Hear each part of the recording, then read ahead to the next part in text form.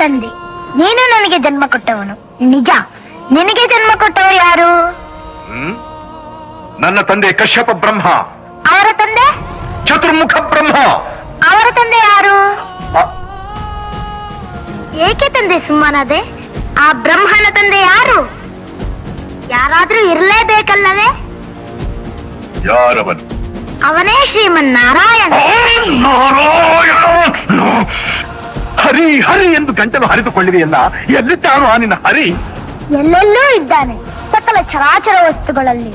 ಅಣು ರೇಣು ತೃಣ ಕಾಷ್ಠಗಳೆಲ್ಲದರಲ್ಲೂ ಇದ್ದಾನೆ. ಅವನಿಲ್ಲದ ಸ್ಥಳವೇ ಇಲ್ಲ.